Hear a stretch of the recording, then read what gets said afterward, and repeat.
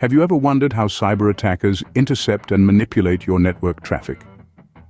Let's uncover this mystery by stepping into the intriguing world of ARP poisoning, a cunning cyber attack technique. ARP poisoning, also known as ARP spoofing, is a tool of choice for malicious actors aiming to intercept and manipulate your network traffic. Here's the lowdown on how it works. The Address Resolution Protocol, or ARP, is a bit like a switchboard operator. It's responsible for mapping IP addresses to MAC addresses on your local network. Think of it as a translator between the language of the internet and the language of your device. But what happens when this translator gets tricked? Enter ARP poisoning. In this scenario, attackers send falsified ARP messages onto your local network. They associate their own MAC address with the IP address of a legitimate device, like a router or another computer. This manipulates the network traffic, redirecting it through the attacker's system instead. So, how exactly do attackers execute this ARP poisoning? Let's dive into the details. ARP poisoning, at its core, is a simple yet effective technique.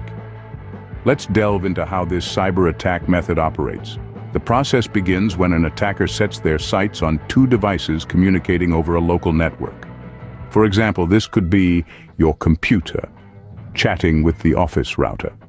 These devices use the Address Resolution Protocol, or ARP, to match each other's IP addresses to their corresponding Media Access Control, or MAC addresses. This is essential for ensuring the correct delivery of data packets within the network. But here's the catch. The ARP operates on trust, assuming that the responses it receives are genuine. And it's this trust that the attacker exploits.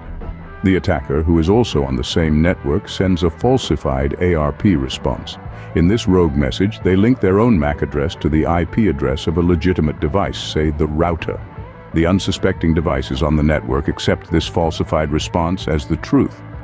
Suddenly, your computer thinks that the attacker's system is the router. So, when your computer wants to send data to the router, it unwittingly sends it to the attacker's system instead. This is because the ARP table in your computer, the directory that keeps track of IP and MAC address pairs, has been poisoned. The real kicker: the attacker does the same to the router, linking their MAC address to your computer's IP address. So now, the router also sends data meant for your computer to the attacker's system. This completes the hijacking of the communication channel between your computer and the router. In essence, the attacker has inserted themselves into the conversation, like a malicious interpreter. They're able to intercept and manipulate all the data that flows between the two devices. Now that the traffic is in their hands, what can these cyber attackers do with it? With network traffic at their disposal, attackers have several malicious options. They can perform man-in-the-middle attacks where they intercept data passing between two legitimate devices, potentially stealing sensitive information such as login credentials or financial details. In another scenario, they could launch denial-of-service attacks, disrupting the network's functionality and causing service interruptions, essentially holding your network hostage.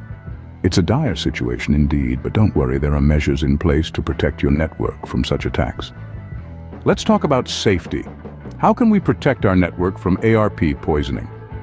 First, use ARP spoofing detection tools to identify any irregularities. Next, encrypt your network and use secure protocols, like HTTPS, to safeguard data. Also, consider port security. It's like a bouncer for your network, only letting in authorized traffic. Finally, implement strict access control lists to keep out unwanted guests.